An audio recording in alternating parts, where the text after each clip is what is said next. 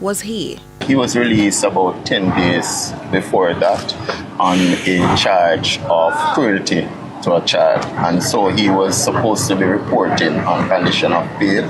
Saturday he was supposed to report, he has not shown. So you are aware we have put out that information. We invite him to come in quickly and to be interviewed by the Criminal Investigation Branch of the St. Catherine North Division. Police say things came to a head at about 11 a.m. when a team from the St. Catherine North Proactive Investigations Unit visited a premises in Clarendon. Today I bring an update on the investigation. The investigation led a team from St. Catherine North into the Clarendon area, where Giovanni Ellis, the person of interest in Kelsey's murder, was fatally shot in the parliamentary district of Sandy Bay in Clarendon earlier today. Ellis reportedly pointed a pistol at the St. Catherine North team, and the weapon was subsequently seized after police took the scene. The matter has since been reported to Indicom and the Inspectorate and Professional Standards Oversight Bureau IPROBE. ACP Phillips reminds that every effort was made to bring Ellis into custody safely. He paid a visit to Kelsey's school on Monday. We did make several calls and pleas for Ellis to turn himself in, but unfortunately he decided otherwise. We do understand the concerns and fears. Meantime, a $2 million reward was being offered for information relating to the detention of the suspect in the matter. Prime Minister Andrew Holness, who was among several political players visiting the victim's family at the weekend, shared plans to revisit the sex offenders registry. He notes the law should protect victims, not criminals. I think where we are as a society, we need to reconsider this, because we weren't taking into consideration that you had people who no amount of reform in prison. They have mental health issues. They are social deviants. They are sociopaths. They are just rapists. Precisely. They have mentally depraved. They have a compulsion, and so to have them unleashed on the society without giving the people in community fair warning, regardless of their privacy and their entitlement to due process. Several organizations, including Jamaicans for Justice, the PSOJ, and the opposition PNP, have condemned the violent act meted out to Kelsey. We'll have more reactions to that tragedy later on in the newscast. Another educator is weighing in on the newly passed Jamaica Teaching Council bill. The president of the Jamaica Association of Principals of Secondary Schools, JAPS, Linvern Wright, says while he supports the bill, action must also be taken to improve school funding and establish standards for school boards. He notes school management is sometimes influenced by politics rather than best interests. More from Courtney Lewis. New opinions are surfacing about the Jamaica Teaching Council bill, with yet another educator calling for further reform to not just working standards, but school management. President of the Jamaica Association of Principals of Secondary Schools, Linvern Wright, says while he welcomes the bill, greater focus should be placed on funding infrastructure and regulating school boards. You don't want to just deal with the regulations, you want to also deal now with the spaces with which teachers work. And the spaces with which teachers work in Jamaica, highly problematic. We have to take care of that. One of the other things I think we have to pay some attention to are boards of management. We cannot continue to have boards of management where the board chairmen are operating at a level, it is not even just intellectually low, it's intellectually barren. He adds part of professionalizing standards means removing political influence from school management. And I'm not saying all chairmen are like that, but we have got to get to a point where we are not afraid of these political representatives. And we have got to say to them, boards of management are places where decisions are made about children and education. It cannot be a playground for political loyalty to be rewarded. The JTC bill has become the center of much debate, with the Jamaica Teachers Association calling it a betrayal that doesn't adequately address the sector's needs. Wright says some fines seem superfluous and demands clarity on how the council members will be elected. But he agrees sanctions must be enforced for fraudulence in the teaching profession. Now, or somebody goes now to fraudulently decide that I am going to omit knowingly information to ensure that I become a teacher, or I add information knowingly to deceive in order to be registered as a teacher, I'm going to be fined $1.5 million. I have no problem if that is $2 million. Nevertheless, the educator renewed his calls for more provisions and support, especially in the age of technology. Courtney Lewis for CVM News. Despite a new JUTC bus route now serving residents in parts of Hanover and Westmoreland, not everyone appears fully satisfied. While the service has brought much needed relief, there are growing calls for a review of the bus schedules to better meet commuters' needs. Shante McNeil reports. Hanover operators are already reaping the benefits of a Jamaica Urban Transit Company JUTC bus now operating in the parish, offering more reliable, affordable and comfortable transport. But while the service is a welcomed upgrade, representatives from the Green Island High School believes a few adjustments could make the ride even smoother for students. Currently, over 1,700 students attend on a shift basis, morning from 7 to noon and afternoon from 12 to 5. Principal Maxine Evans says the current schedule doesn't quite meet everyone's needs. There are some logistics that we have to look at. So the 6:15 departure from Lucy is not bad, but the departure at 9:15 may only be for those students who want to get into school a little bit earlier than the 12 o'clock shift.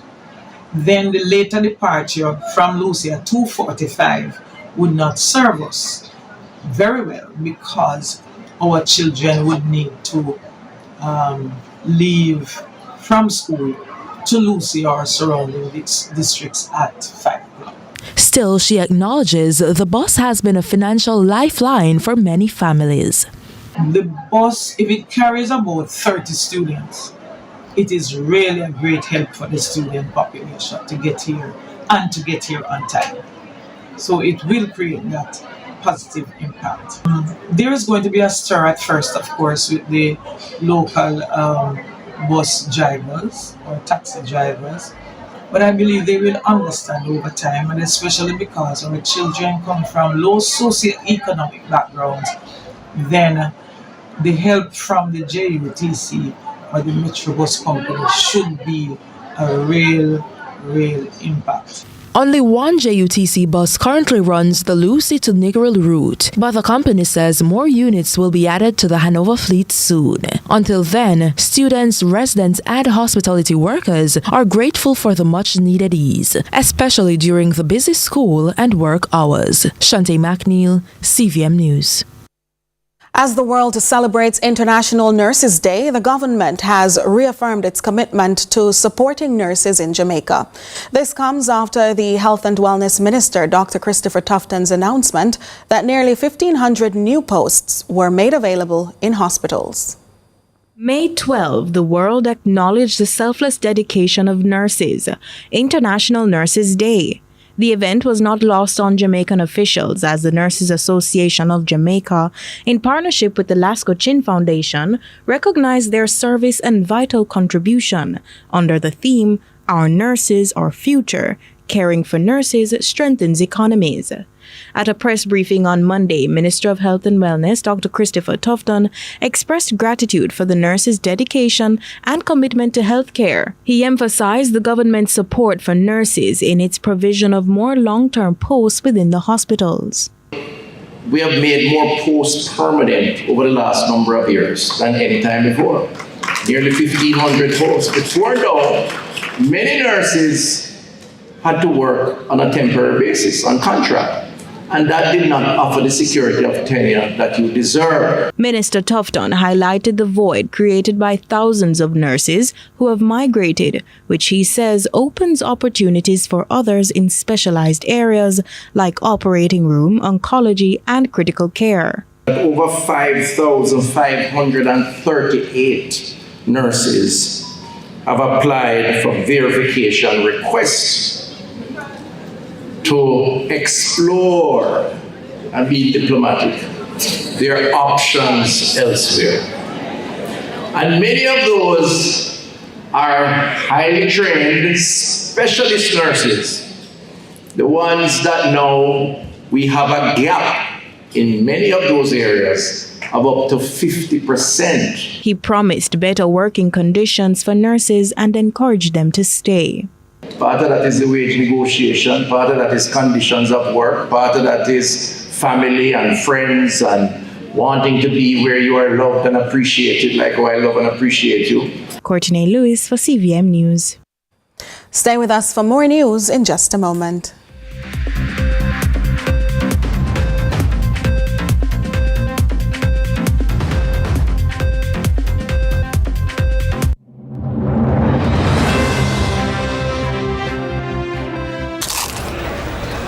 The craving that makes everything crunch. The crispy barbecue zinger is back with barbecue sauce, cheddar cheese, bacon, and crispy onions. KFC, it's finger-licking good. Celebrating one. Before this, the first lead story here on CVM TV. 1 year of bold reporting. And of course, we look at solutions. But the fact is, 1 year of fearless investigations. It's a very important argument and it's a very important issue. 1 year of asking the tough questions. 16 is not enough. Is 13 enough? Lead story with George Davis is celebrating 1 year of delivering the truth day after day. And we are just getting started. Let's start the show.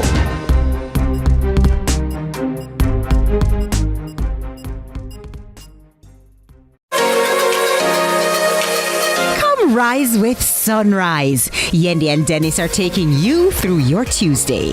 First up, it's a breakfast is served fit for the hungry belly crew. Then it's lessons on cyber safety in our Tech Time Cyber Series. We switch up the pace as Valiant returns to the Sunrise Studios, and we'll wrap things up with your early morning game show, Sunrise Freshers. You've never seen a sunrise quite like this.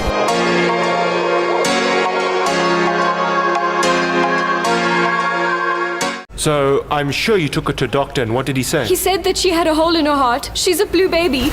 I thought I would find my papa, but I didn't. I found Uncle Jungly instead. I will divorce her. It's what you want. Ganga. Brought to you by Hyundai or Hyundai. Still smarting from a 2-1 loss in the first leg, Tivoli Gardens look to avenge their defeat to Montego Bay United as the Jamaica Premier League playoffs continues. But Montego Bay United, who have been banging in the goals all season, will look to hold off the challenge of the Tivoli team. It's the second leg of the Jamaica Premier League quarter-final playoffs between Montego Bay United and Tivoli Gardens, live on CVM TV. Kickoff is at 9 p.m. JPL Playoffs, powered by Sunshine Snacks, ABC Electrical, and Texaco. What's up, racing fans? Tune into CVM to see all of the live action from Rally X.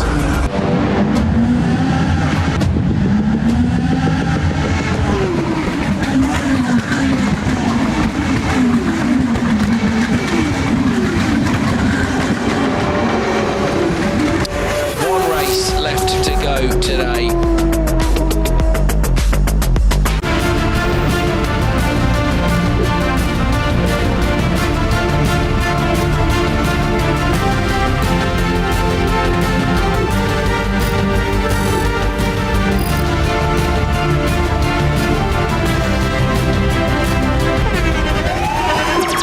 The internationally acclaimed On Stage with Winford Williams. At a new time, Saturdays at 8 p.m. on CVM TV. So much more than entertainment.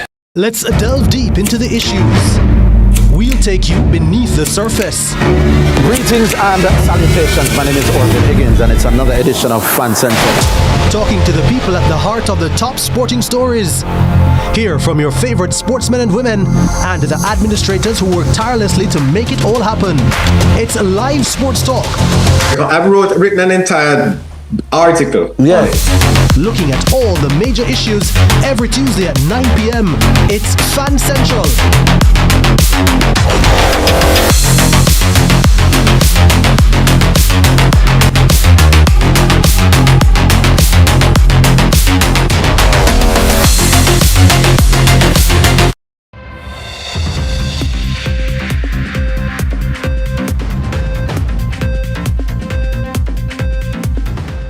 Thanks for staying with us. And as promised, Kelsey's school family at the St. Catherine-based St. John's Primary was plunged into grief and disbelief when they assembled on Monday after the tragedy. We hear more in this report. Stakeholders from across St. Catherine were out in their numbers, offering support to the St. John's Primary School family on Monday. Despite learning that the person of interest in the murder of 9-year-old student Kelsey Farragon was dead, were enveloped in hurt and grief. The police charged them to play their part in advancing the welfare and protection of every Jamaican child. While we, the police, will continue to serve, protect, and reassure the citizens within this division and by extension Jamaica, we have realized that the communities and every worthwhile citizen must take extra care to protect our children. We need to protect them from these hoodlums who have intention of preying on them. We, the police, we have committed to play our part, not just by enforcing the laws after the fact, but we will continue to do a lot of public education in partnership with other stakeholders on topics such as the Child Care Protection Act, the Cybercrimes Act, the Offences Against the Person Act, which includes sexual offences, and many relevant applicable laws. He further reminds the public. If you suspect that something is about to happen to a child, you should report it. You do not have to have all the evidence. If you know that a child is being abused, if you suspect that a child is being abused, if you suspect that a child has been abused, report it to the police or the relevant agencies. Now, while murder is down in the St. Catherine North Division by 32%, we are really grieving with the school family and the family of little Kelsey. Meanwhile, education support was rendered as the staff and students who knew young Kelsey ponder the future without her. But we know the efforts with the class will be different. The energies that we will spend with the class teachers, those who would have interfaced most with Kelsey, will be managed by a team of counselors. And so after this exercise is done, we will spend some time today and in the days to come providing the therapeutic support that you will need as you go through this grieving process. Especially for the teacher and the boys and girls who knew Kelsey very well. This process of grief will look different, will feel different at different points during the day and as the days progress. Still in the news, head of the Electoral Commission of Jamaica's Political Ombudsman Unit, Lofron Thompson, says the unit is well suited to operate under the ECJ, given the Commission's current responsibilities. She made the statement during an interview on CVM's Lead Story.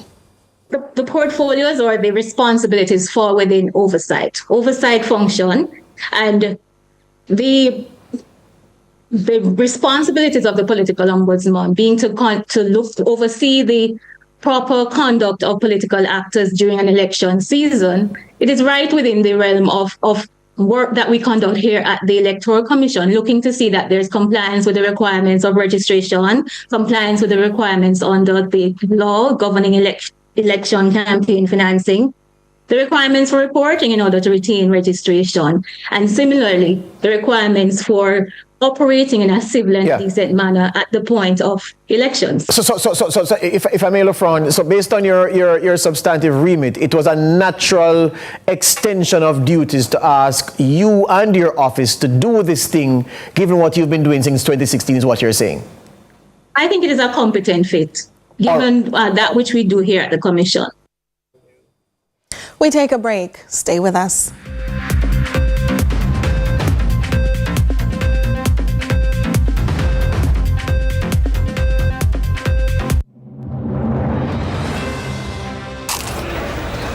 The craving that makes everything crunch. The crispy barbecue zinger is back with barbecue sauce, cheddar cheese, bacon, and crispy onions. KFC, it's finger-licking good. Let's delve deep into the issues. We'll take you beneath the surface. Greetings and salutations. My name is Orvin Higgins, and it's another edition of Fan Central. talking to the people at the heart of the top sporting stories. Hear from your favorite sportsmen and women and the administrators who work tirelessly to make it all happen. It's live sports talk. I've written an entire article. Yeah. Looking at all the major issues every Tuesday at 9 p.m. It's Fan Central.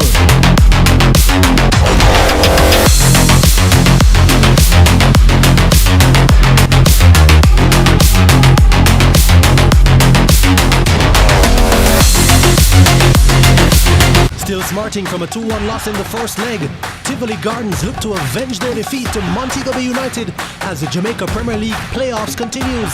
But Montego Bay United, who have been banging in the goals all season, will look to hold off the challenge of the Tivoli team. It's the second leg of the Jamaica Premier League quarter-final playoffs between Montego Bay United and Tivoli Gardens, live on CVM TV. Kickoff is at 9 p.m. JPL Playoffs, powered by Sunshine Snacks, ABC Electrical, and Texaco.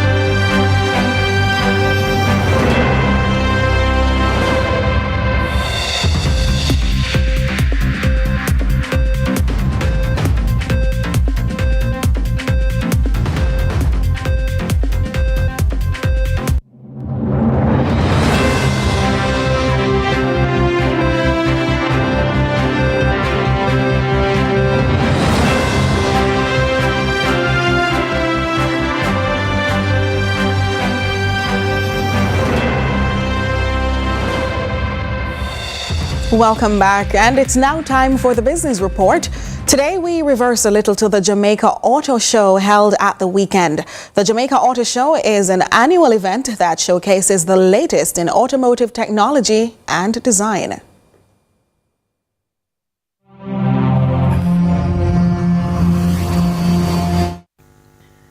The Jamaica Auto Show pressed the brakes on Sunday, transforming the venue into a bustling hub of innovation and enthusiasm. This year's showcase was not just an event. It was a spectacle that brought together car enthusiasts eager to share their passion for automobiles. Among them was Nick Liu, a well-known figure in the automotive community and an ambassador for the Auto Show. For Nick, the energy at the show was palpable and connecting him with fellow enthusiasts. Boy, the energy nice, you know. I mean, I tell people, if you're not here, trust me, you're missing out. It's everything under one roof. You know, new car dealers, modified cars, industrial, commercial, just to name a few. I mean, the people came out. It's just a one-stop family event, entertainment, high energy. I mean, you're here. You can feel the energy, right? As attendees wandered through rows of gleaming vehicles, they could sense that this year's exhibits had patrons clamoring for more. The anticipation surrounding each display was electric as participants eagerly awaited the unveiling of new models and innovations. Nick understood that while the interval between shows might seem lengthy, it served a purpose: to build excitement and ensure that when the next event arrived, it would rev into overdrive. Shows like this, they're beneficial in every aspect. For the youths, they can come out, they can be inspired. I mean, the consumers get a chance to see all the vehicles so they can make the choice of, okay, am I going to go with this brand or that brand? However, I mean, a show of this magnitude is good for, I would say, every 6 to a year, because, you know, you want the transition of the new cars to come in and we get a little taste and a little hunger for it. Among the crowd was Robert Murray, who had been immersing himself in the world of drag racing. He took pride in his souped-up 1991 Nissan Pulsar, which he had meticulously modified to enhance its performance on the track. His vehicle stood out not only for its speed, but also for its unique aesthetic appeal, drawing admiration from fellow racers and spectators alike. 1991 Nissan Pulsar. 1991 Nissan Pulsar.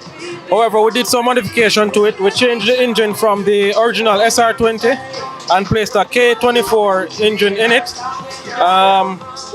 Light modification, nothing crazy. We equipped it with a roll cage and we took out the seats, so there's only one seat inside of it right now. And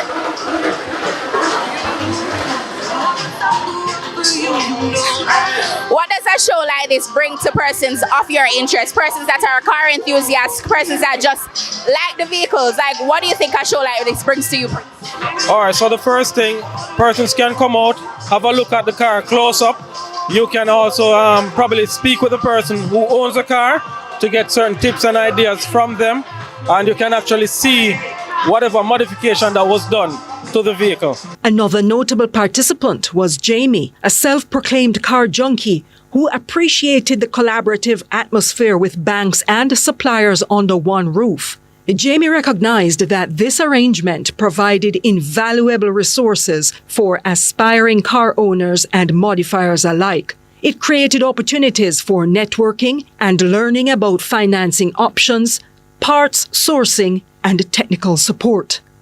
Based on what I'm seeing right now, this is something you would love to be a part of. I am even surprised so many persons are here today because I know persons love the car scene, but I'm seeing a lot of persons here, like the parking lot full, and I'm seeing a lot of persons. So I am sure next year will be bigger and better. As conversations flowed and engines roared, it became clear that anticipation was already building for next year's event. The Jamaica Auto Show had established itself as more than just an exhibition. It was a cornerstone of automotive culture, a place where dreams were fueled by horsepower and camaraderie. Angela Melville for the Business Report.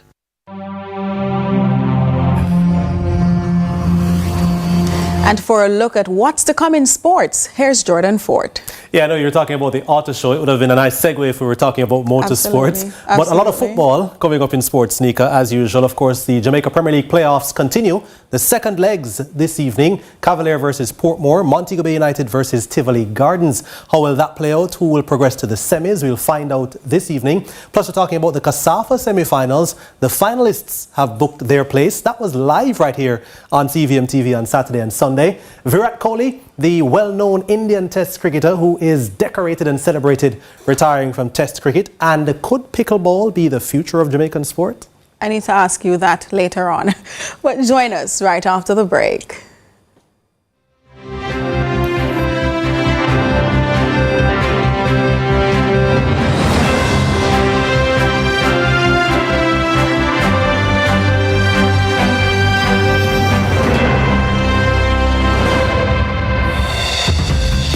Zinger from KFC. Available for a limited time.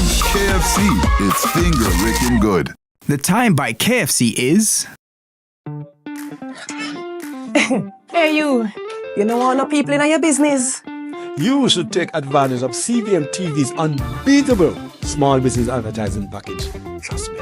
And get your goods and services in front of your customers today. For $150,000, you get a high-quality professional commercial. Plus 20 prime-time commercial spots. That's massive exposure at a fraction of the cost. Including on the #1 morning show in Jamaica, Sunrise. So don't wait. Call us on 658-208-5377 and see your business goals happen right here on CVM Television.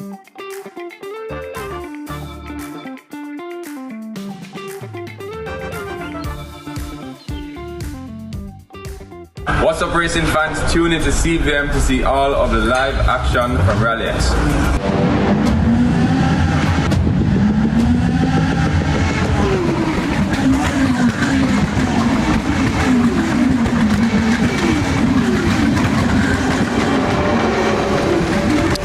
One race left to go today.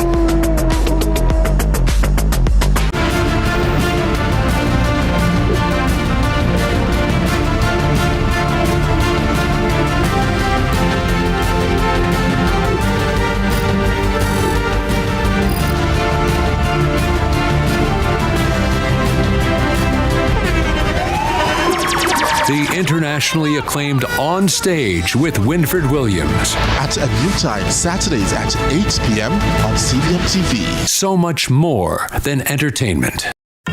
From politics to global events, from social issues to breaking news, Lead Story Prime dives deeper, cuts through the noise, and uncovers the stories that shape your world. Join us every Tuesday at 8 p.m. for Lead Story Prime with me, George Davis, for an hour of incisive analysis, expert interviews, and unparalleled coverage of the issues you care about. Lead Story Prime, your front row seat to the most compelling discussions. Lead Story Prime, where the truth comes first. Only on CVM TV.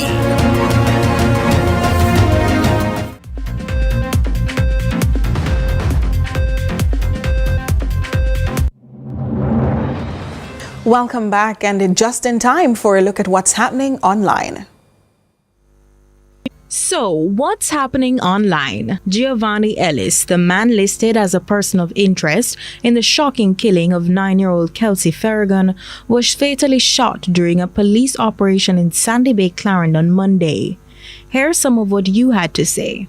At Jamaican comments, was this necessary? What about the child's family? Don't they deserve answers? At K. Vicens says, prayers for Kelsey's family as they still mourn. At Living with Lisa comments, well, I guess he won't do it again. At Melomond asks, when did a person of interest means proven guilty of the crime?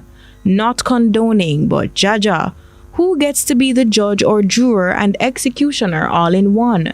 And so swiftly? At Living by Faith comments, well, serve and protect. And that's what's trending in our online community. Continue to share your thoughts with us on X at CVM TV and CVM Television on Facebook. I'm Courtney Lewis. And now we turn to regional and international news. We begin with news in the region. In Trinidad and Tobago, Commissioner of Police Erla Harewood Christopher returned to her substantive post on Monday following a determination by the Police Service Commission. Here's TNT News. The police commissioner made a brief visit to the police administration building on Sackville Street and also stopped at the Ministry of National Security on Abercrombie Street. She told reporters that she felt vindicated and her 43 years of service has always been with integrity. The High Court, although ruling Mrs. Harewood Christopher's suspension as lawful, reasonable and proportionate, dismissed the legal claims. The Police Service Commission confirmed the lifting of the suspension would be immediate once the police commissioner's legal team received the letter of confirmation. Mrs. Harewood Christopher's contract is set to end on May 14th, one day before her 62nd birthday. Acting Commissioner of Police Junior Benjamin will return to his substantive post of Deputy Commissioner of Police Operations. In a decade, bilateral trade between Guyana and European Union soared, and the group has emerged as the top buyer of the crude produced in the Starbuck block offshore. More from Newsroom Guyana. Each year, mention must be made to the fact that the EU has been and continues to be one of Guyana's largest trading partners, which is facilitated through the CARI Forum. The EU Economic Partnership Agreement. In 2024, the EU imports from Guyana were valued at US $9.7 billion. More importantly, since the discovery of oil, there is an increasing demand for Guyana's crude, with that being the top export to the EU. And in international news, China and the United States have said they have made progress at trade talks between the two countries in Switzerland. The details from the BBC. The consensus from both delegations this weekend is neither side wants a decoupling. And what had occurred with these very high tariffs, as Ambassador Greer said, was the equivalent of an embargo, and neither side wants that. We do want trade. We want more balanced trade, and I think that both sides are committed to achieving that. We would like to see China open to more U.S. goods. We expect that as the negotiations proceed, that there will also be a possibility of purchase agreements to pull what is our largest bilateral trade deficit into balance. Still overseas, Sean Coombs. With that, we take a break to make way for sports.